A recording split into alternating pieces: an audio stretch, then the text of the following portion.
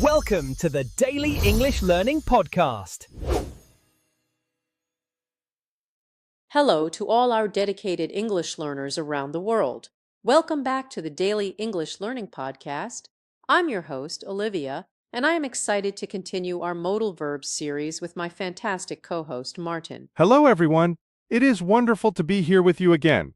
In our previous episodes, we explored can, could, and be able to for expressing ability. Today, we are moving to a completely different function, obligation and necessity with must and have to. Must and have to are both used to express obligation, but they have important differences in meaning, formality, and grammatical flexibility. Understanding when to use each one will make your English more accurate and natural, especially in professional contexts. These modal verbs are essential for expressing rules, requirements, personal obligations, and strong recommendations. Native speakers use them constantly in work environments, academic settings, and everyday situations where obligations need to be communicated clearly. In this episode, we will explore the subtle differences between must and have to, their negative forms, which have completely different meanings, their use in questions, and how to express obligation in different tenses. Let us dive into this essential lesson. Let's start with the fundamental difference between must and have to. While both express obligation in the present, must typically expresses internal obligation, a rule or requirement that you impose on yourself, often based on your own feelings or decisions. I must stop smoking expresses a personal decision or internal conviction. You have decided this for yourself based on your own judgment. Or, I must call my mother today. It is your own feeling of obligation, not an external rule. Have to, on the other hand, typically expresses external obligation, rules, laws, or requirements imposed by someone else or by circumstances beyond your control. I have to wear a uniform at work describes a rule your employer has created, not your personal choice. We have to pay taxes is an external legal obligation. Children have to go to school is a law in most countries. These are obligations imposed by society or authorities, not personal decisions. However, this distinction between internal and external is not absolute. In modern English, especially in American English, have to is becoming more common for all types of obligation, and many native speakers use them interchangeably in positive sentences. British English maintains the distinction more carefully. A British speaker might say, I must study harder for a personal resolution, but I have to take the exam next week for an external requirement. American speakers might use have to for both situations. Must is a true modal verb, which means it has certain grammatical limitations. It never changes form regardless of the subject. I must go, she must go, they must go. Must stays the same. Have to is a semi-modal, which means it conjugates like a regular verb. I have to go. She has to go. They have to go. Notice that with third-person singular subjects like he, she, or it, we use has to, not have to. For questions, must simply inverts with the subject, must I attend the meeting? However, this sounds very formal and old-fashioned in modern English. Most native speakers avoid questions with Have to requires the auxiliary verb do for questions. Do I have to attend the meeting? Or does she have to work tomorrow? This is the natural and common way to ask about obligation in modern English. For negatives, this is where the difference becomes absolutely critical, and you cannot confuse them. Must not and don't have to have completely different meanings, and using the wrong one can cause serious misunderstandings. Must not or mustn't expresses prohibition. Something is forbidden or not allowed. You must not smoke in the hospital means smoking is prohibited. It is against the rules. If you smoke, you will be breaking a rule. You must not touch the paintings in the museum is a strong prohibition. Children must not play with fire is a serious warning.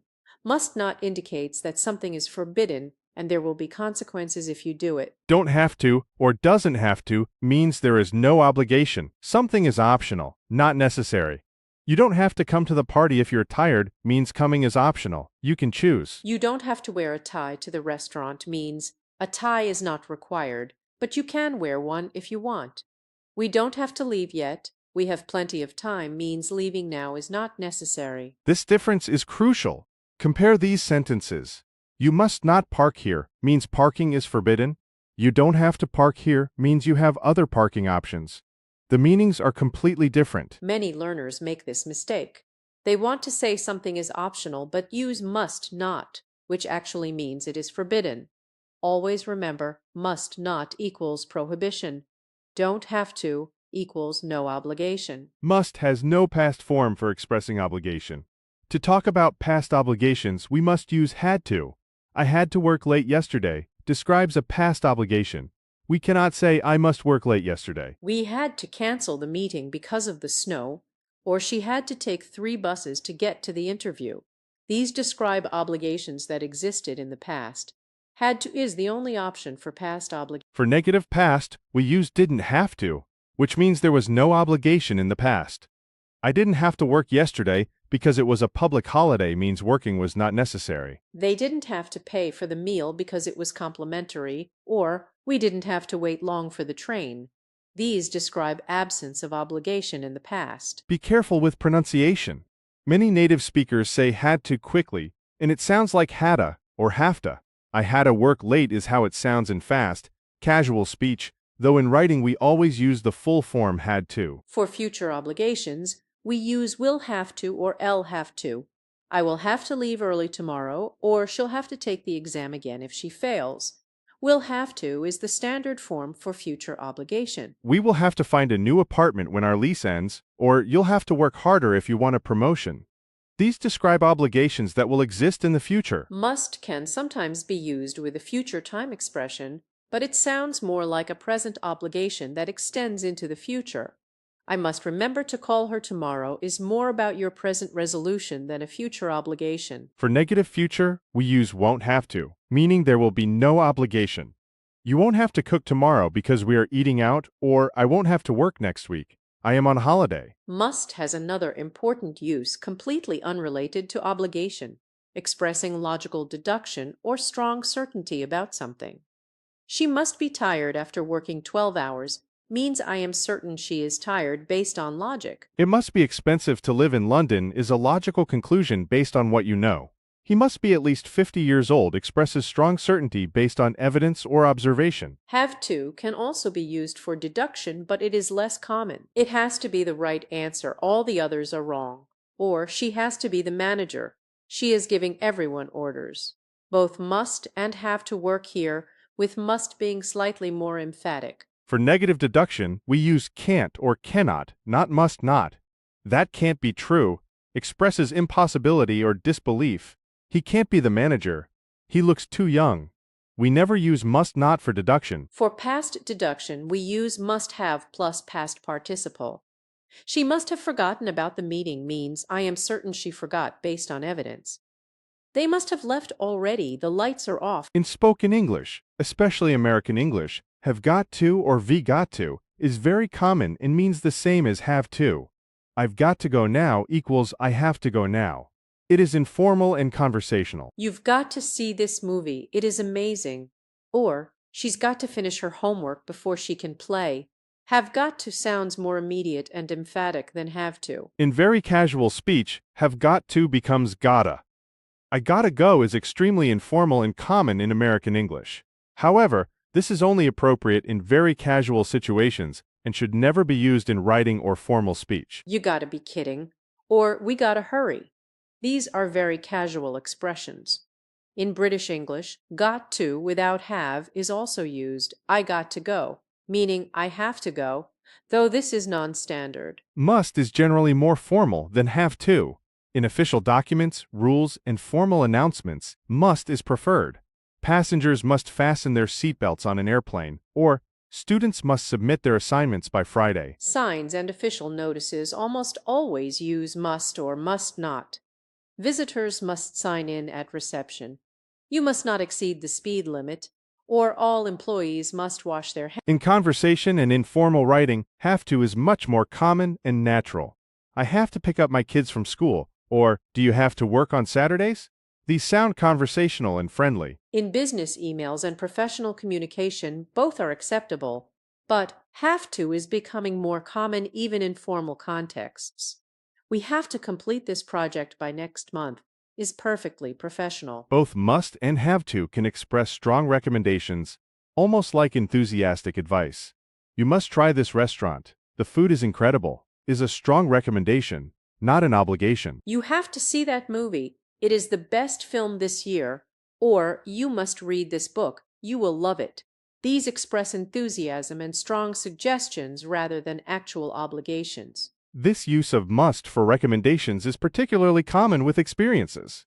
You must visit Paris someday. We must get together soon. Or you must come to my party. These are enthusiastic invitations rather than commands. However, be careful with tone. You must clean your room to a child is a command, not a recommendation.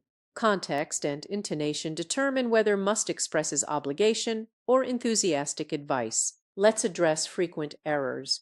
Mistake number 1.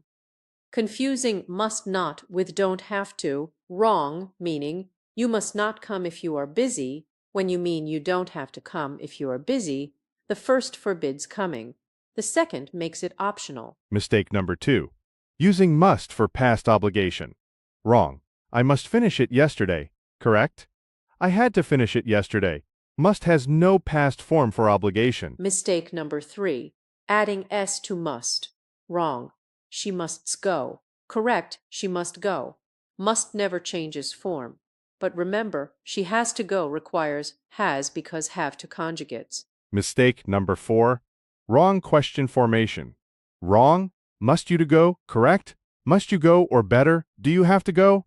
Must questions don't use to, and they sound very formal. Mistake number 5. Using must not for negative deduction. Wrong. He must not be home when you mean he probably isn't home. Correct. He can't be home or he must be out. Must not expresses prohibition, not negative deduction. American English strongly prefers have to in most situations. Americans say I have to go much more often than I must go, which can sound overly formal or even dramatic. British English maintains must more in both speaking and writing. British speakers use I must remember to or we must discuss this more naturally than American speakers might. In Australian and New Zealand English, patterns are similar to British English, but with growing American influence, have to is becoming more common even in contexts where older generations might have used must. In international business English, have to is often preferred because it is clearer and less ambiguous than must, which can sound authoritarian or overly formal to non-native speakers. While not a modal verb, need to is closely related to must and have to. It expresses necessity, but is generally weaker than must. I need to study suggests necessity, but is less forceful than I must study. Need to is very common in modern English for both obligations and necessities. You need to see a doctor about that cough, or we need to talk about this problem are natural and common. Negative need to works like don't have to. You don't need to bring anything to the party means bringing something is optional, not necessary. In British English, need can be used as a modal verb in negative and question forms, need I come, or you needn't worry, however. This is quite formal and old-fashioned. Do I need to come is more modern. Let's review systematically. Must expresses internal obligation, prohibition in negative form, and logical deduction.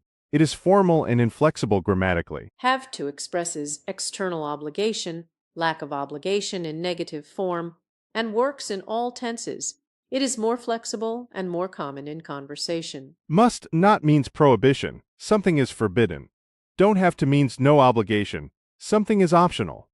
These meanings are completely different and cannot be confused. For past obligation, use had to. For future obligation, use will have to.